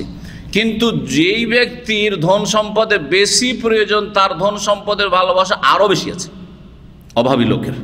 দেখেন পয়সা সবাই ভালোবাসে, ছোট বাচ্চাকে দিল, হ্যাঁ চট করে পয়সাটা নিয়ে নিবে, হ্যাঁ ও তো কিছুই বুঝে না ওই পয়সার গুরুত্ব। এটা ফিতরাত, মানুষের চরিত্র। কিন্তু একটা লোকের টাকা পয়সার প্রয়োজন নেই, অভাব নেই, আলহামদুলিল্লাহ অনেক আছে, ও নিজেই ভালো খায়, আপনার দাওয়াতের চাইতে আপনার দাওয়াত খাওয়ার জন্য অত কিসের আগ্রহী হবে, কথা ঠিক না? কিন্তু একটা লোক অভাবী, সেই লোক ধন সম্পদের অবশ্য আগ্রহী বেশি হবে, হ্যাঁ আসক্তি ওর মধ্যে থাকবে একটু বেশি, প্রয়োজন ওর। এখন টাকা পয়সাটা পেলে দুপুরে খাবে বা বিকালে খাবে, সন্ধ্যায় খাবে, না হলে নেই খাবার।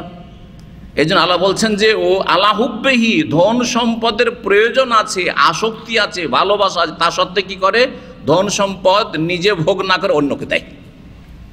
রাত্রিবেলা খেতে হবে, 10টা রিয়াল আছে, তারপরে ফকির মিসকিন দেখছে দুপুরের খাবার নেই ওর কাছে। আরে আমি তো দুপুরে খেয়ে ফেলেছি, রাত্রের জন্য 10 রিয়াল রেখেছি।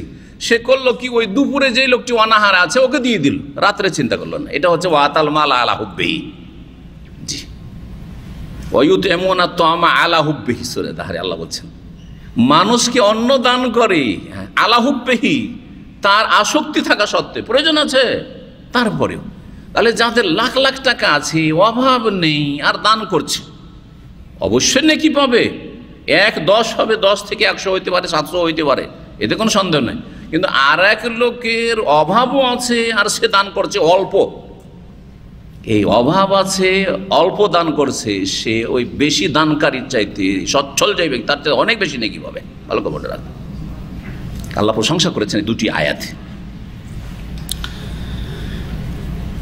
কাকে ধন সম্পদ দিতে হবে? আল্লাহ বলছেন যাবিল কুরবা, আত্মীয় স্বজনকে দিতে হবে। আত্মীয় স্বজনকে দেওয়া 2 রকম। আত্মীয় স্বজন অভাবী, নিজের বংশের লোক অভাবী, গরিব, খেতে পায় না, বস্ত্র পায় না, বাড়ি ঘর নেই, অবশ্যই দিতে হবে তাদেরকে, ওদের হক বেশি, দ্বিগুণ সওয়াব পাবে গরিব হইলে।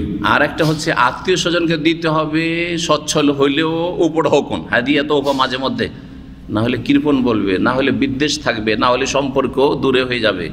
ভাই বোন, জি সুখী, মাশাআল্লাহ আপনার বোন বিয়ে শাদী দিয়েছেন, সুখী আছে, তারপর এখান থেকে যাচ্ছেন, কিছু নিয়ে যাবেন, মনটা খুশি হবে। ভাইদেরকে দেবেন, ভাতিজাদেরকে দেবেন, ভাগ্নে ভাগ্নিদেরকে দেবেন, ওতে খুশি হবে। ভালোবাসা বাড়বে।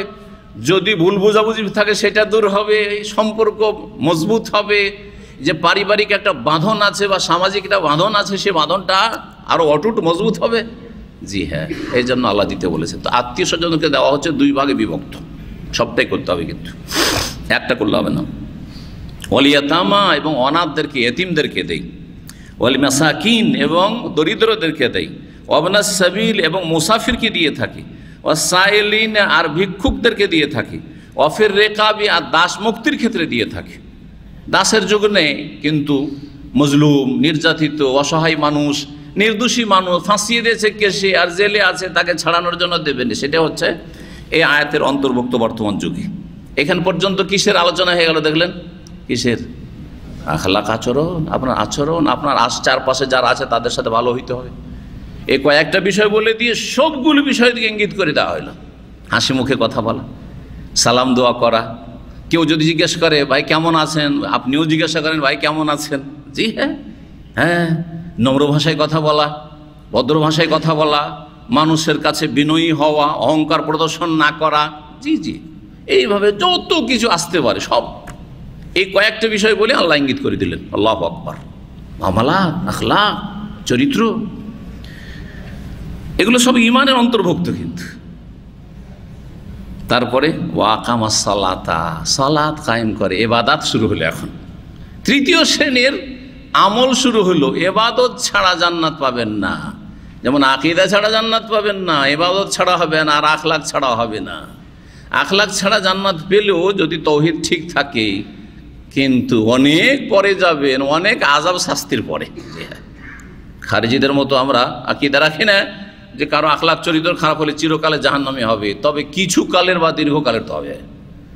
বা আল্লাহর আযাব তো দুনিয়ার আযাব, অথবা কবরের আযাব হবে, বিভিন্ন বালা মুসিবত আসবে। এই করে কাফারা হয়ে কোনো এক সময় জান্নাতে যাবে, যদি আল্লাহ মাফ না করে। আর তওবা করে নাই তো আল্লাহ তওবার রাস্তা খোলা রেখেছে।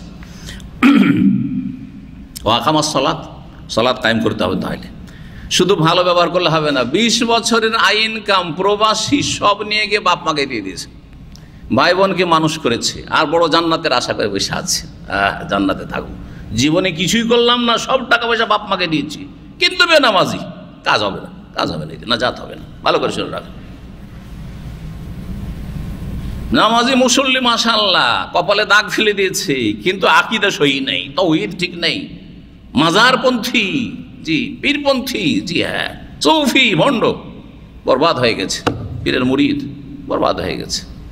জি হ্যাঁ, সিরাতে মুস্তাকিম থেকে পদস্খলন ঘটেছে। আল্লাহু আকবার। আল্লাহ যেন হেফাজত করে। তিনটি বিষয় মনে রাখবেন। এই কোরআন কারীমের এই আয়াত অত্যন্ত গুরুত্বপূর্ণ আয়াত। ওয়াকামাস সালাত ওয়া আতাজ যাকাত, যাকাত দেবে। ওয়াল মুফুনা বিআহদিহিম, আবার স্মরণ করিয়ে দিয়েছেন কিছু আচরণের কথা। মুফুনা বিআহদিহিম, কারোর সাথে যদি প্রতিশ্রুতি থাকে, চুক্তি থাকে, সেটা পূর্ণকারী হবে। এই চুক্তি আল্লাহর সাথে হইতে পারে, আল্লাহর বান্দাদের সাথে হইতে পারে, দুটোকে শামিল। কিন্তু আল্লাহর সাথে চুক্তি আছে আমাদের, যে আমরা আল্লাহর বান্দা, ওয়াদা করেছি আলাস্তু বিরাব্বিকুম কালু বালা, তোমার ইবাদত করবো আল্লাহ। জি, আমাদেরকে আল্লাহ তার ইবাদত জন্য সৃষ্টি করেছেন, ওয়াদা নিয়েছেন। সুতরাং আল্লাহর ওয়াদা আগে পূরণ করতে হবে, মানুষের ওয়াদা পূরণ করতে হবে। সে মানুষের ওয়াদা ব্যক্তির সাথে হোক, সমাজের সাথে হোক, হ্যাঁ জাতির সাথে হোক, অথবা আন্তর্জাতিক হোক চুক্তি। আন্তর্জাতিক চুক্তি হচ্ছে আজকাল যে কূটনৈতিক যেসব চুক্তিগুলি রয়েছে, সেসব চুক্তির ওপর অটল থাকা, যতক্ষণ পর্যন্ত তারা চুক্তি ভঙ্গ না করেছে। আর কি বলছেন? ওয়াসসাবিরিনা ফিল বাসা, আর কষ্টের সময়, বিপদ আপদে ধৈর্য ধারণ করতে হবে। এটাও ঈমান ইসলামের অন্তর্ভুক্ত। ওয়াদ-দাররা বিল বাসা, ওয়াদ-দাররা ক্ষয়ক্ষতি হওয়ার সময়। বিপদ আপদ 2 রকম। এক হচ্ছে যখন জিহাদের ময়দানে গেছে আর ক্ষত বিক্ষত হয়েছে, সেই ক্ষেত্রেও। আর ওয়াদ-দাররা, আর কোনো বালা মুসিবত, অসুখ বিসুখ হয়েছে, বাড়িতে আছেন কিন্তু অসুখ বিসুখ হয়েছে, এই ক্ষেত্রে ওয়াদ-দাররা। ওয়াহিনাল বাস, বাসা, ওয়াদ-দাররা হিনাল বাস এসছে। হিনাল বাস হচ্ছে যুদ্ধের সময়, আর বাসা হচ্ছে যখন অভাব, অনটন, দুর্ভিক্ষ নেমে এসছে, খাওয়া দাওয়ার ব্যবস্থা নেই, আপনার আর্থিক সংকট, বিভিন্ন এইরকম মুসিবতগুলি এসছে।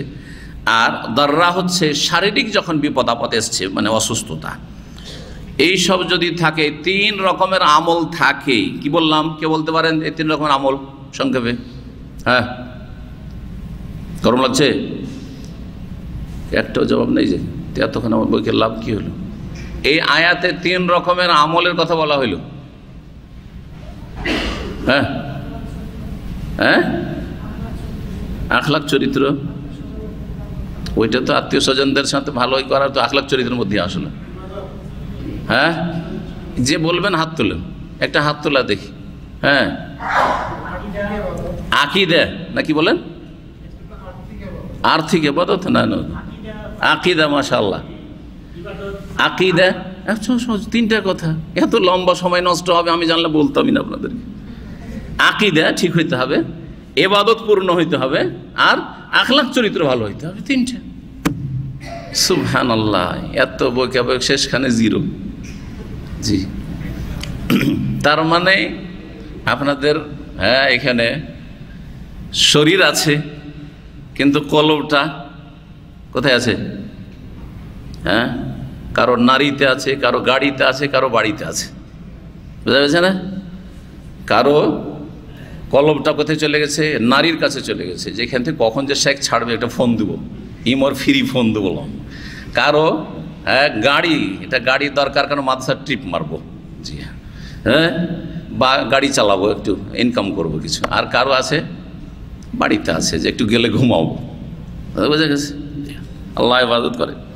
একটু বোঝার চেষ্টা করেন, কথাগুলি বোঝার চেষ্টা করেন, অনেক গুরুত্বপূর্ণ কথা। আপনার জীবনে যদি এই 3টা সাইড ঠিক হয়ে যায়, তার মানে আপনি পারফেক্ট মুসলিম হতে পেরেছেন। আর যে কতটা ঘাটতি আছে, ত্রুটি আছে, আপনি উপলব্ধি করতে পারবেন যে আমি কেমন দরের মুসলমান, কেমন স্তরের মুসলিম আমি।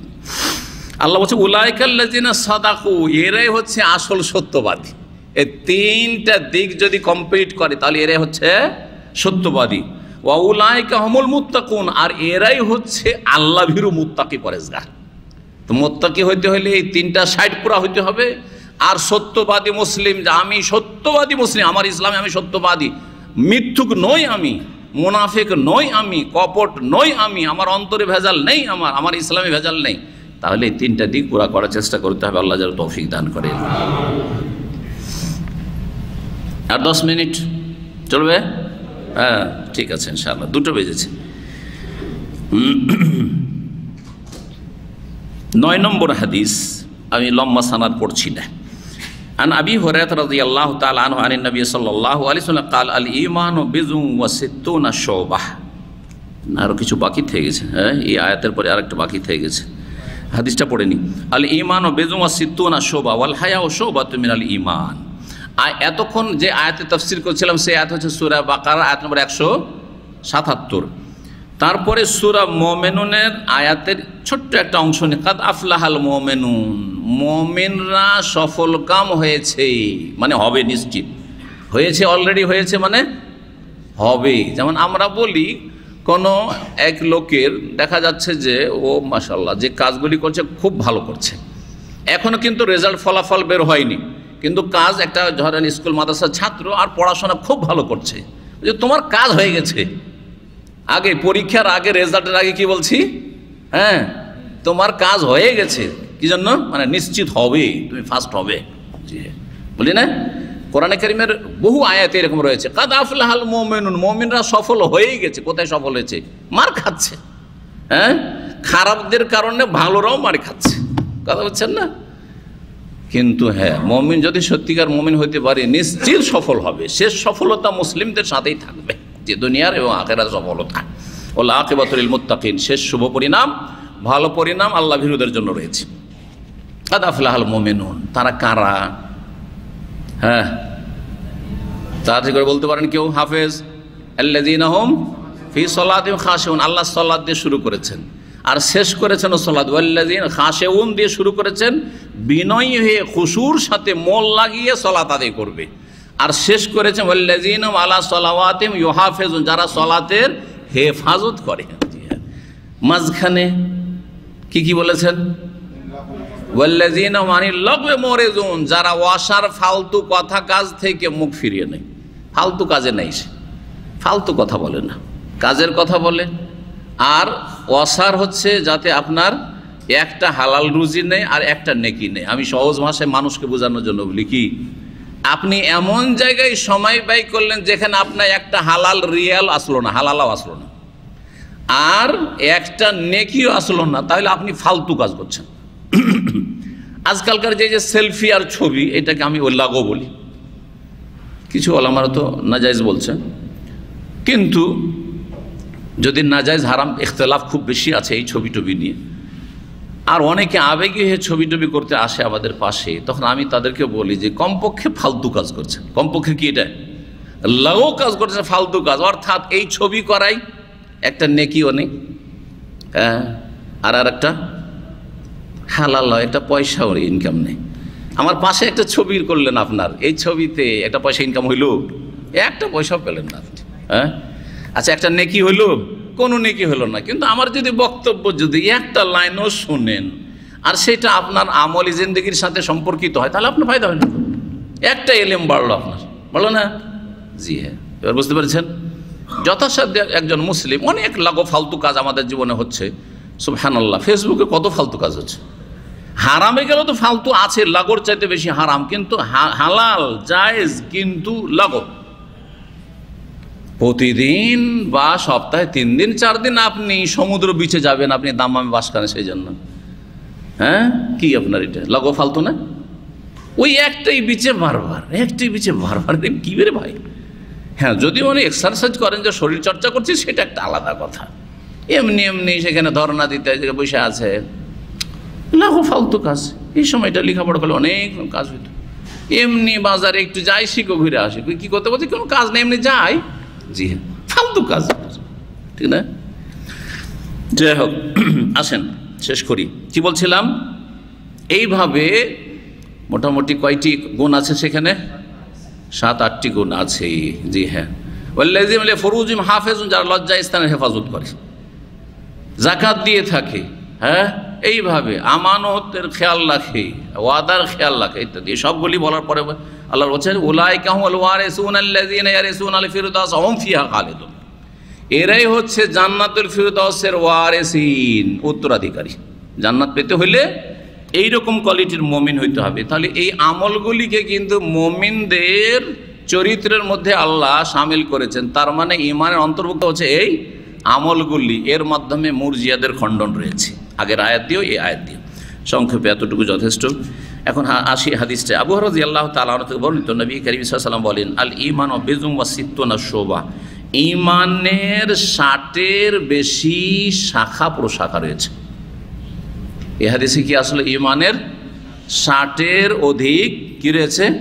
শুবাতুন মানে শাখা প্রশাখা, শাখা রয়েছে, শুবা, ওর জমা বহুবচন হচ্ছে শুআব। জি, ঈমানের 60-এর অধিক। এই বিজউন শব্দ ব্যবহারে, বিজউন শব্দের প্রয়োগ হয়ে থাকে আরবি ভাষায় 3 থেকে নিয়ে 9 পর্যন্ত বা 10 পর্যন্ত, 3 থেকে নিয়ে 9 পর্যন্ত। তাহলে 60-এর অধিক মানে 63 থেকে শুরু করে 69 পর্যন্ত, 63 থেকে শুরু করে 69-এর মাঝামাঝি এতটুকু কি রয়েছে, এতটা ঈমানের শাখা প্রশাখা রয়েছে। এটি একটি হাদিস। আর কোন হাদিস আছে এই মর্মে? কারো জানা থাকলে বলবেন, হাত উঠাবেন। হ্যাঁ, হাত উঠাইতে বলছি, এত কথা না বলি, যে বলবেন হাত তুলবেন। 70 না 70-এর বেশি? হ্যাঁ, আল ঈমান বিযুম ওয়া সাবউনা শুবা, ঈমানের 70-এর বেশি শাখা রয়েছে। জি, 70-এর বেশি শাখা রয়েছে কোন হাদিস, ওটাও সহিহ। এখন কোনটা নেব? কেউ বলছেন যে কমটা নিশ্চিত, সুতরাং কমটাই নেব, একদল ওলামারা বলেছেন, ভাষ্যকাররা। আর এক দল বলছেন না, বড়টার মধ্যে ছোটটা যেহেতু শামিল আছে, সেজন্য বড়টাই নেব। জি হ্যাঁ, কেউ যদি আপনাকে জিজ্ঞেস করে যে ভাই আপনার কাছে 100 রিয়াল আছে, 100 রিয়াল আছে, আর কেউ জিজ্ঞেস করছে ভাই আপনার কাছে 100 রিয়াল আছে, তো কি উত্তর দেবেন? কি দেবেন? আছে। আচ্ছা, আর একজন জিজ্ঞেস করে ভাই আপনার কাছে 50 রিয়াল হবে, তো কি বলবেন? আছে। বুঝছেন আপনি কেমন কথা? একবার বলছে 50 আছে, একবার বলছে 100 আছে। আরে ভাই 100 আছে, তার মানেই তো 50 আছে। বুঝতে পেরেছেন যুক্তিটা? ঠিক ওই রকম। তো আমরা ধরে নেব যে ঈমানের 70-এর বেশি শাখা আছে। 70-এর বেশি কি আছে? শাখা প্রশাখা রয়েছে। এই শাখাগুলিকে অনেক আইম্মায়ে কেরামগণ তাদের হাদিসের এই শারাতে, ভাষ্যতে গণাবার চেষ্টা করেছেন, পুরা করেছেন একবারে 70-এর বেশি করে। তার মধ্যে একটি প্রসিদ্ধ কিতাবের নাম নিয়ে, অনেকগুলি কিতাব রয়েছে এই মর্মে, একটি কিতাবের নাম নিয়ে, যেই কিতাবটির বরাত রেফারেন্স যারা মিশকাত পড়বেন পাবেন। আখরাজাহুল বাইহাকি ফি শুআবুল ঈমান, অনেকগুলি কিতাব এরকম আছে। ইমাম বাইহাকির শুআবুল ঈমান, ইমাম বুখারী একটি কিতাবও রয়েছে সুনানে কুবরা আর সুনানে সুগরা বাইহাকি, আর আরেকটি হচ্ছে যে শুআবুল ঈমান, ঈমানের শাখা প্রশাখা বিশিষ্ট কিতাব। শুধু কিতাবে ঈমানের শাখাগুলির হাদিস উল্লেখ করেছেন, সব হাদিসগুলি নিয়ে এসেছেন এই মর্মে। জি, তো আমরা তাহলে এই হাদিস দ্বারা জানতে পারলাম যে ঈমানের 60-এর অধিক অথবা 70-এর অধিক কি রয়েছে, শাখা প্রশাখা রয়েছে। ওয়াল হায়াউ শুবাতুম মিনাল ঈমান, আর লজ্জা হচ্ছে ঈমানের একটি শাখা। এই হাদিসকে সংক্ষেপ করে দেওয়া হয়েছে। এর চাইতে বড় একটা হাদিস আছে যেটা সহিহ মুসলিম আছে, এটা সহিহ বুখারীর হাদিস। সহিহ বুখারীতে ওই বড় হাদিসটা নেই। তাতে কি আছে, আফা আলাহা কাউলু লা ইলাহা ইল্লাল্লাহ, তার সর্বোচ্চ হচ্ছে এই শাখাগুলির মধ্যে সবচাইতে ওপরের বা সবচাইতে যেটা গুরুত্বপূর্ণ শাখা সেটা হচ্ছে লা ইলাহা ইল্লাল্লাহ, কালিমা তাওহীদ, কালিমা তাইয়্যিবা। ওয়া আদনাহা, আর সর্বনিম্ন হচ্ছে ইমাতাতুল আযা আনিত তারিক, কষ্টদায়ক বস্তুকে রাস্তা থেকে দূর করা, রাস্তা পরিষ্কার করা। সুতরাং রাস্তা যে ভাইয়েরা ক্লিন করে, সেই রাস্তা আপনার সরকারি বা বেসরকারি চাকরি করতে গিয়ে রাস্তা ক্লিন হোক, অথবা স্বেচ্ছাসেবক হিসাবে রাস্তাঘাট ক্লিন করা হোক, আপনার বাড়ির বাসার সিঁড়িটা আপনি ক্লিন করেন, লিফট ক্লিন করেন, অথবা অফিসে আপনি ক্লিন করছেন, এগুলো ভালো কাজ, ভালো কাজ না? ঈমানের শাখা এগুলো। আপনি বেতনভুক্ত হন অথবা বেতন ছাড়াই হোক, আপনার সবগুলি হচ্ছে ঈমানের অন্তর্ভুক্ত। এটাকে ছোট দেখলে হবে না। একটা লোক ক্লিনের কাজ করছে, সে ছোট কাজ করে না, সে তুচ্ছ কাজ করে না। কে কার জন্য দোষণীয়? যে হারাম কাজ করে, চুরি করে, ডাকাতি করে, বেঈমানি করে, মিথ্যা কথা বলে, ধোঁকা দিয়ে খায়, ঠকে খায়, হ্যাঁ, আর ডিউটি ভালো করে করে না, ফাঁকিবাজি করে, তার জন্য সেটা দোষের কথা। সে হারাম খায়, কিন্তু ক্লিনার কখনো হারাম খায় না। কথা বোঝা গেছে না? অনেকে মনে করি যে ছোট কাজ করলে মনে হয় ছোট হয়ে গেল। না না, সে ছোট না, আল্লাহর কাছে অনেক বড় হইতে পারে। তার ঈমান আমল যদি ভালো থাকে, তাকওয়া ভালো থাকে, সে আল্লাহর কাছে আমার চাইতে, আপনার চাইতে, আমার চাইতে ভালো হইতে পারে। জি, ইন্না আকরামাকুম ইনদাল্লাহি আতকাকুম। এগুলো হচ্ছে ঈমানের শাখা প্রশাখা, মনে রাখবেন। তো এই হাদিস আর কি রয়েছে? আর কিছু বাকি আছে হাদিসে? কার হাদিস মুখস্থ আছে কিনা? এই হাদিস কারো মুখস্থ থাকলে হাত তুলেন। আজকে হাত তুলতে কেউ সাহস করে না, মাশাআল্লাহ। পুরাতন নতুন সবাই কিন্তু সাইলেন্ট। হ্যাঁ, ওয়াল হায়াউ শুবাতুম মিনাল ঈমান, আর শেষখানে রয়েছে ওয়াল হায়াউ, লজ্জা হচ্ছে ঈমানের শাখা। এখানে এই যে শেষখানে যেটুকু এসছে, তাহলে এই হাদিসে ঈমানের কয়টি শাখা উল্লেখ করা হয়েছে? কয়টি শাখা উল্লেখ করা হয়েছে? কয়টি? না না, ও তো সংক্ষেপে। বিস্তারিত কয়টি উল্লেখ করা হলো? 3টি। কে বলল? হ্যাঁ হাসান, 3টি। প্রথম হচ্ছে লা ইলাহা ইল্লাল্লাহ, এটা সব ওপরের শাখা। আর সর্বনিম্ন শাখা হচ্ছে ঈমানের, হ্যাঁ, রাস্তা থেকে কষ্টদায়ক বস্তু সরানো। সেটা ময়লা আবর্জনা হইতে পারে, পেশাব পায়খানা হইতে পারে, ইট পাটকেল হইতে পারে, লোহা লাক্কড় হইতে পারে, কাঁটা হইতে পারে, সাপ বিচ্ছু মেরে হইতে পারে, রাস্তায় রোডের উপরে গাছপালা পড়ে আছে, ঝড় তুফান হয়েছে, যে কিছু হইতে পারে, যে কিছু হইতে পারে, মরা কোনো জীবজন্তু হইতে পারে, সব কিছু হইতে পারে। ইমাতাতুল আযা, কষ্টদায়ক বস্তু, এক কথা। ওটাই দুটো হয়ে গেল। আর তৃতীয় হচ্ছে ওয়াল হায়া, লজ্জা হচ্ছে ঈমানের শাখা। 3টি শাখা তরজমাতে পড়লেন, কিন্তু এখান থেকে অনেক কিছু বুঝার আছে। আরও তো মেলা শাখা ছিল। সালাত কায়েম করা শাখা, গুরুত্বপূর্ণ শাখা। যাকাত, হজ, ওমরা, সব তো শাখা। হিজাব, পর্দা, ওগুলো কেন উল্লেখ করলেন না? 3টি কেন উল্লেখ করলেন? জি হ্যাঁ, লা ইলাহা ইল্লাল্লাহ উল্লেখ করে আকীদার দিকে ইঙ্গিত করে দিয়েছেন যে এটা একবার সবচেয়ে গুরুত্বপূর্ণ বিষয়। আকীদা ঠিক না থাকে তো বাকিগুলো করে লাভ হবে না। লা ইলাহা ইল্লাল্লাহ, সব আগে আপনাকে সর্বোচ্চ শাখাটা ঠিক করতে হবে। সেটা হচ্ছে লা ইলাহা ইল্লাল্লাহ, তাওহীদ কায়েম করতে হবে আপনাকে। তাওহীদ কায়েম করে হচ্ছে দ্বীনের মৌলিক বিষয়। প্রথম ওখান থেকে শুরু করতে হবে। তাওহীদ থেকে দাওয়াত শুরু হবে, তাওহীদ থেকে আপনার জীবন শুরু হবে, তাওহীদ দিয়ে শেষ হবে। লা ইলাহা ইল্লাল্লাহ দিয়ে শুরু হবে, লা ইলাহা ইল্লাল্লাহ শেষ হবে। জি হ্যাঁ, তাওহীদটা যেন ঠিক হয়, তাওহীদ পরিপন্থী আকীদা আমল যেন না থাকে। আর ইমাতাতুল আযা আনিত তারিক, কষ্টদায়ক বস্তু সরানো কেন উল্লেখ করলেন? আর কেন কিছু উল্লেখ করলেন না? এটা দিয়ে আখলাক চরিত্রের দিকে ইঙ্গিত করে দিয়েছেন যে দেখো, আখলাক চরিত্রটাও কিন্তু ঠিক থাকতে হবে, আখলাক চরিত্র ঠিক থাকতে হবে। জি হ্যাঁ, এই দিয়ে খিদমতে খালক, জনকল্যাণমূলক কাজের গুরুত্ব বোঝানো হয়েছে। কষ্টদায়ক বস্তু রাস্তা থেকে একজন স্বেচ্ছাসেবক সরায়, সে জনকল্যাণমূলক কাজ করে না? আপনার গ্রামের রাস্তার পাশে দেখছেন রোডের ওপর জ্যাম লেগে গেছে গাড়ির, হ্যাঁ, আর আপনারা গ্রামবাসী ছুটে গেলেন আর গিয়ে গাছপালা পড়ে আছে সব সরিয়ে দিলেন। কত বড় একটা জনকল্যাণমূলক কাজ করলেন। বন্যার সময় রাস্তা ভেঙে গেছে আর পানি প্রবাহিত হচ্ছে, মানুষ যাতায়াত করতে পারছে না, আপনার তাড়াতাড়ি গিয়ে সেখানে বাঁধ দেওয়ার চেষ্টা করলেন আর সেখানে রাস্তার ব্যবস্থা করে দিলেন, বা একটা পুল, কালভেটের ব্যবস্থা করে দিলেন। কত জনকল্যাণমূলক কাজ করলেন। সেটা ব্যক্তি করুক, সমাজ করুক, আর সরকার করুক। জি হ্যাঁ, জনকল্যাণমূলক কাজের তাহলে এই হাদিস কি করা হয়েছে?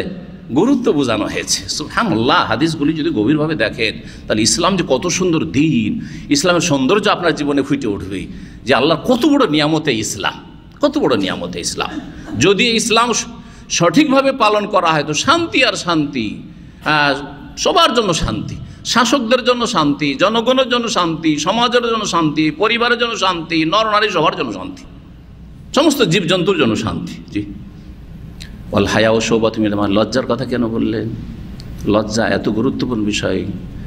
লজ্জার সংজ্ঞাই হচ্ছে, লজ্জার সংজ্ঞা সম্পর্কে ওলামারা যেটা বলেছেন আমি তাদের সংজ্ঞাটা আপনাদেরকে শোনাই। বলছেন যে আল হায়া খুলুকুন, লজ্জা হচ্ছে একটি ভালো চরিত্র। ভালো লজ্জা তাহলে মন্দ চরিত্র না।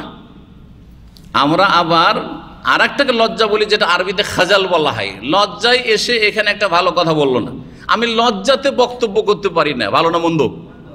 মন্দ। এই লজ্জা খারাপ। একটা লোক মদ খাচ্ছে, আমি লজ্জায় কিছু বলতে পারলাম না, ভালো না মন্দ? মন্দ। এইটা লজ্জা না, এটা খাজাল, এটা হারাম, এটা নয়, এটা হায়া নয়। আর হায়া হচ্ছে কি? হায়ার সঙ্গে সঙ্গে খোলকুন, এমন একটা চরিত্র ইয়াবআসু আলা ইজতিনাবিল কবিহে, যেটা খারাপ কথা কাজ থেকে বাঁচতে উৎসাহিত করে। আপনি কখনো খারাপ কাজে নেই, খারাপ কাজের ধারে কাছে না, খারাপ কথার ধারে কাছে না। কেউ গাল দিলেও গাল দিবেন না আপনি, কেউ মারলেও মারামারি করবেন না আপনি। এটা হচ্ছে আপনার লজ্জা। আমি ভাই লজ্জায় তার সাথে আর কিছু বললাম না, সে আমাকে গাল দিল কিন্তু কিছুই বললাম না, মারামারি করলাম না, আমি ছেড়ে দিলাম, সবুর করে নিলাম। এটা ভালো না মন্দ? ভালো। এটা হচ্ছে লজ্জা, এটা হচ্ছে লজ্জা।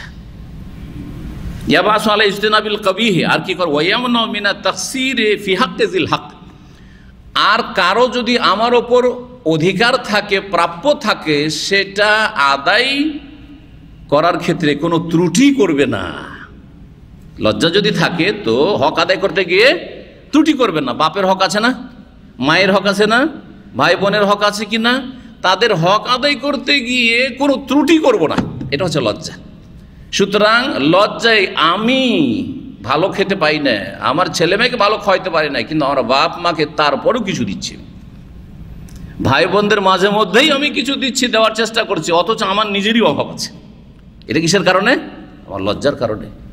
লজ্জা প্রথম আল্লাহকে বলে লজ্জা। লজ্জা শুধু মানুষকে না, মানুষকেই লজ্জা করি, আল্লাহকে লজ্জা করে না কিন্তু অধিকাংশ মানুষ, বরং অধিকাংশ মুসলিম আগে আল্লাহকে লজ্জা করি, যে আল্লাহ সব দেখছে, যে আমার ছেলে মেয়ে সুখে খাবে আর বাপ মাকে টাকা পয়সা দেবো না, তারা কত কষ্ট করে কি খাচ্ছে না খাচ্ছে, না না না, আমার চাইতে ভালো খাক, বা আমার মতো কমপক্ষে আমার ছেলেমেয়েরা যা খাচ্ছে ওই একই খাবার আমার বাপ মা ভাই বোনরা খাবে, যে চেষ্টা করবো আমি।